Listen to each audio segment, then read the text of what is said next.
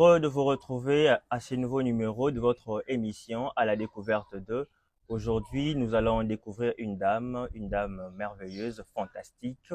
Elle va nous parler de sa vie, elle va nous dire ce qu'elle fait d'habitude et nous allons en tout cas découvrir qui est cette dame que je cite, Nénette Ndaya Kabea. Alors Nénette Ndaya Kabea, bonjour. Bonjour. C'est un réel plaisir pour nous de recevoir sur ce plateau, pour la première fois en tout cas, à la BT Chanel, une dame. Et c'est elle qui vient ouvrir la fête pour les dames dans notre chaîne, la BT Chanel. Et surtout, n'oubliez pas de vous abonner avant ou pendant que vous êtes en train de suivre cette émission.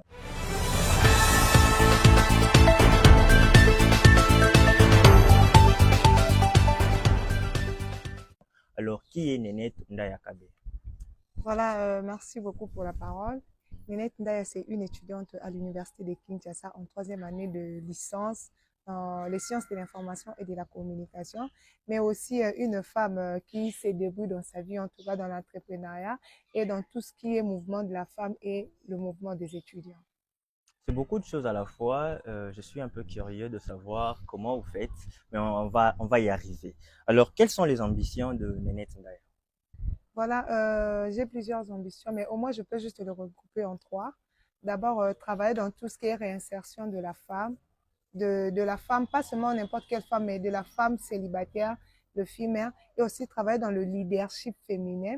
Et pourquoi pas aussi apporter quelques touches de plus dans tout ce qui est social dans la société. Et ces ambitions, qu'est-ce qui vous a motivé, qu'est-ce qui vous a poussé à chercher à faire toutes ces choses? Voilà, s'il y a une chose qui m'a poussée à faire toutes ces choses, c'est à chaque fois quand je vois le gens de mon âge dans le quartier, sur mon avenue, ne pas être en mesure de faire certaines choses, ça me choque. Je me dis, moi, je suis là et je sais faire certaines choses. Et à travers ma connaissance, ça peut m'aider aussi à aider les autres, à faire, bon, pas tellement aider les autres, mais à faire aussi réveiller ces côtés-là de la curiosité chez des jeunes comme moi.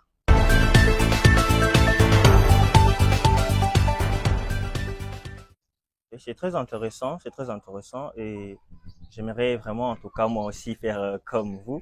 Ça sera une bonne chose. Alors, une femme ambitieuse, entrepreneur, qui sont le modèle de Nanette Ndaya? Voilà, je peux quand même en citer deux ou trois modèles. En tout cas, la première personne que je citerai, si ce sera Madame Janine Mabunda. C'est une femme qui m'a vraiment beaucoup inspirée du côté leadership féminin. Il y a Madame Eve Bazaïba, elle n'est pas la seule. Et elles sont tellement nombreuses, mais je préfère citer juste le deux. Il y a aussi l'honorable Francine. Elle est sénatrice, au fait. Francine Mouyom. Oui, Francine Mouyum. Elles font partie de ces femmes qui m'ont vraiment beaucoup inspirée dans la vie. Et à chaque fois quand je me bats, je me dis, je dois faire au-delà de ce qu'elles ont fait.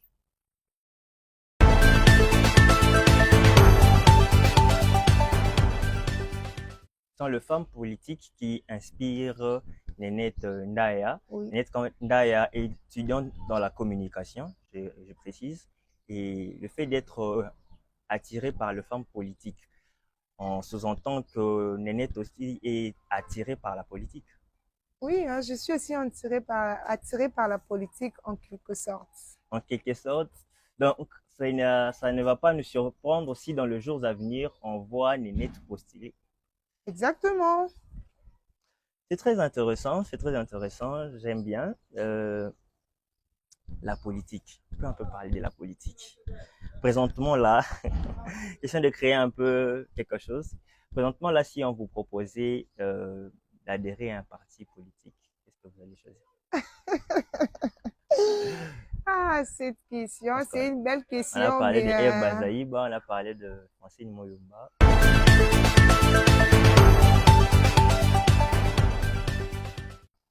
ah, c'est une très belle question, mais je pense pas répondre à cette question devant la caméra. Donc, je Ok. refuse des questions curieuses après cette émission, mais je préfère encore mes termes. Mais je crois que dans les jours à venir, je vais me prononcer dans un parti politique.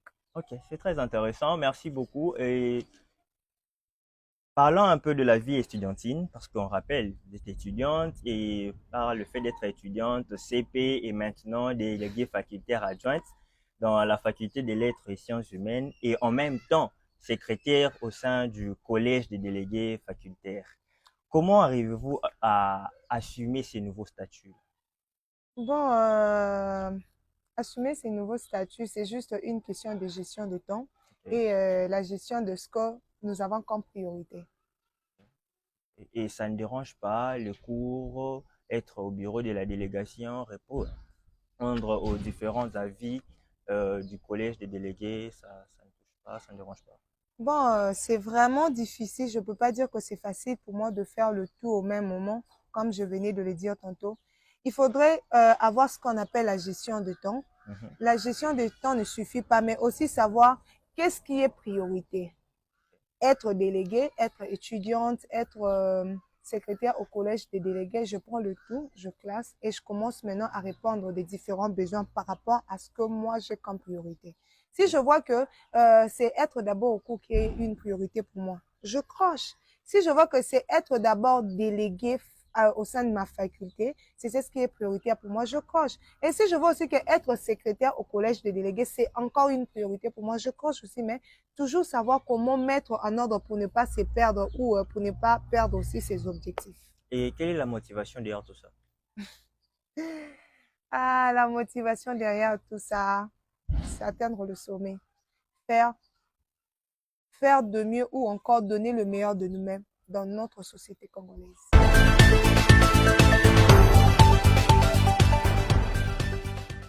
Et le fait de vouloir faire le mieux, c'est-à-dire on projette aussi, pourquoi pas, devenir cordon des étudiants à l'université de Kinshasa. Oui, exactement. Ça Hein. fait partie des ambitions. Oui, hein. Voire même aller même au-delà de ça, pas seulement être coordonnatrice à l'université de Kinshasa, mais pourquoi pas un jour aussi représenter les étudiants du Congo au niveau national. Des ambitions, des ambitions. Aujourd'hui, on a une femme ambitieuse qu'on apprend en tout cas à découvrir petit à petit dans notre émission. Alors, comment est-ce que Nénette Ndaya arrive à gérer tout son temps vu tout ce qu'elle est en train de faire? L'entrepreneuriat, les ambitions, la politique entre guillemets, la coordination, la délégation, tout ça. Comment les temps, comment vous arrivez à gérer? Déjà, il faudrait savoir qu'avec l'entrepreneuriat, on n'a pas seulement besoin d'être là présentement ou encore être là physiquement.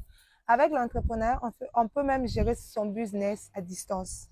Grâce à son téléphone, on peut gérer et sur place, on ira juste pour faire le rapport ou encore pour, comment je peux dire, pour aller faire le constat de certaines choses. Mais avec l'entrepreneuriat, c'est pas seulement une obligation d'être là physiquement.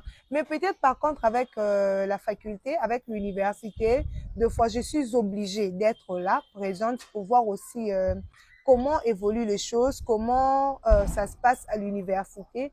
Mais à part tout ça, en tout cas, je sais comment m'en sortir grâce à ma bonne gestion que j'ai de temps et aussi par rapport à la bonne gestion de mes priorités.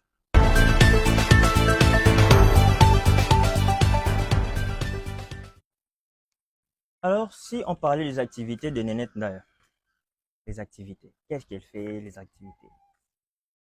Et si on essayait d'énumérer, je dirais essayer de faire une petite publicité de Nénette. Voilà, mes activités sont souvent dans l'entrepreneuriat, dans la politique, si je peux le dire, mais aussi dans le social. Dans le social, je vois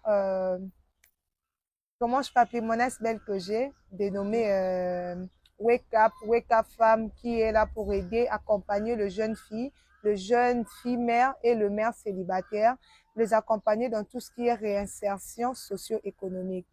Et à part ça, il y a aussi l'entrepreneuriat. Et à part l'entrepreneuriat, il y a aussi la politique, y compris mes études. Ce sont mes activités que j'ai souvent l'habitude de J'aime beaucoup faire. quand elle parle de la politique, je ne sais pas pourquoi, mais parti politique, ça me plaît bien. Et parlons un peu de cette IceBell, ça, Oui. l'association de femmes Wake Up. Wake Up, quelles sont les difficultés que vous rencontrez dans Wake Up? Bon, les difficultés que nous rencontrons dans Wake Up, c'est que deux fois on a des problèmes côté partenariat. Ok. Il y a des filles qui sont là, il y a des mères qui sont là, mais nous avons des problèmes côté partenariat parce que nous n'avons pas encore assez de partenaires. C'est comme ça que je vais aussi profiter de l'occasion pour lancer un appel Ok. à tous qui voudront bien nous accompagner dans cet aspect. En tout cas, n'hésitez pas de nous contacter. nous sommes là pour vous. Nous avons vraiment besoin de partenaires pour aider, surtout que nous travaillons dans le domaine de socio-économique. Il y a le social, il y a aussi l'économie. Et on ne peut pas aller prêcher à une fille mère de l'économie tant qu'entre ses mains, elle n'a encore rien comme économie. Donc, ça sera comme si on partait prêcher à une pierre. Mais cependant qu'une pierre ne pourra jamais s'élever d'elle-même, c'est comme ça que ce sont des difficultés que nous rencontrons souvent, mais aussi, c'est pas facile, hein, prendre une femme à un niveau bas et l'amener jusque-là. Donc, ça pose vraiment problème. C'est comme ça que je lance cet appel, en tout cas, à tous ceux qui voudront bien nous soutenir, nous accompagner dans cette lutte. En tout cas, nous vous appelons et nous sommes déjà là pour vous, à cœur ouvert et à bras ouverts pour vous accueillir.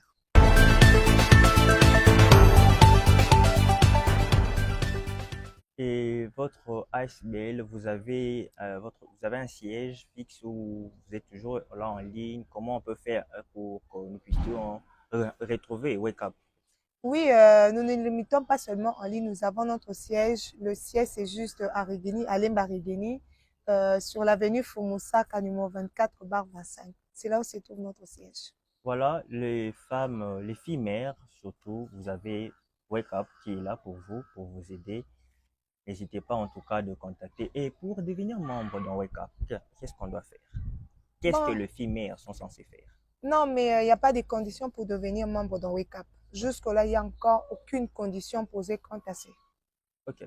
Voilà, merci beaucoup. Là, on vient d'entendre Nénette Ndaea, la PDG de l'ASBL Wake Up, qui nous a parlé en bref, en tout cas, de cette association. Et Nénette Ndaea, on rappelle ou on informe, je ne sais pas si on doit en parler, c'est une fille mère aussi, on doit le dire comme ça. Oui, Preuve, oui. voilà pourquoi il y a Wake Up qui existe, parce qu'elle-même, elle est fille mère. Et comment vous faites avec l'enfant? Déjà, si on peut citer les noms de l'enfant, saluer l'enfant aussi. Voilà. Coucou Ethan Grace Chamala. Ok. Je t'aime beaucoup. Maman te salue depuis l'émission sur TB Channel. N'hésitez pas de suivre cette émission, surtout à ma famille. En tout cas, il faudrait mettre la chaîne TB Channel comme ça. Ethan va aussi profiter de l'occasion pour voir comment sa maman est en train de les saluer.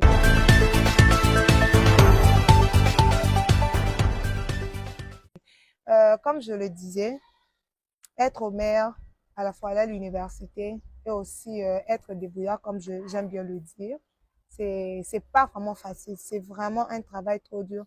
Deux fois, je suis là, quand je rentre chez moi à la maison, j'ai envie de tout abandonner. J'ai vraiment besoin que le temps s'arrête et que tous ces limites-là, qu'il n'y ait plus un lendemain ou encore un surlendemain. Mais bon, c'est pas à moi de décider.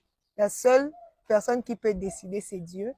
Et c'est tout le jour que je demande à Dieu de me donner la force, le courage et beaucoup plus la détermination. De ne pas perdre mes objectifs de vue, continuer à persévérer dans tout ce que je fais.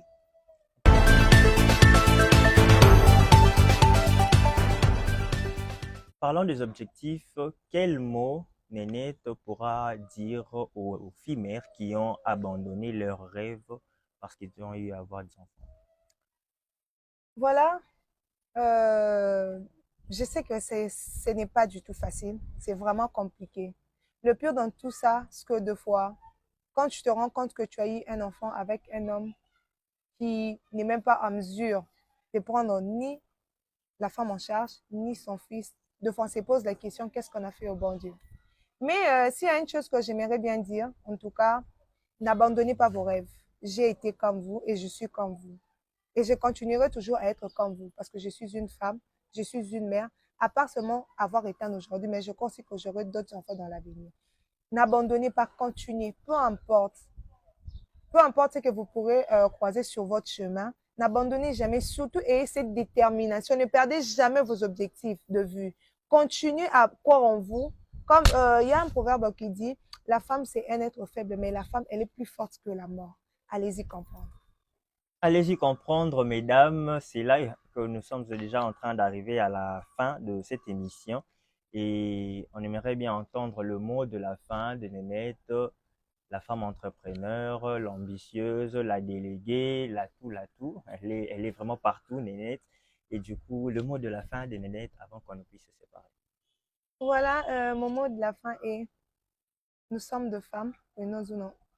Prenons, nous sommes deux femmes, nous devons nous prendre en charge. Ce n'est pas parce que tu es femme, tu dois rester là le bras croisé qu'un homme est en train de préparer pour toi l'avenir, non. Avec les hommes d'aujourd'hui, ils ne veulent plus de femmes qui entrent et qui prennent, mais ils veulent de femmes entrepreneurs, de femmes qui ont ça. Tu es une femme, fais fonctionner ta tête et tu dois faire en sorte que l'homme qui viendra peut-être te croiser dans les jours à venir ou encore dans ton entourage, les hommes qui seront là en train de te fréquenter souvent, qui sentent en toi que non seulement que tu n'es pas une femme, mais tu es aussi cette femme sur qui on peut compter. La beauté seule ne suffit pas. Il faudra avoir aussi l'intelligence.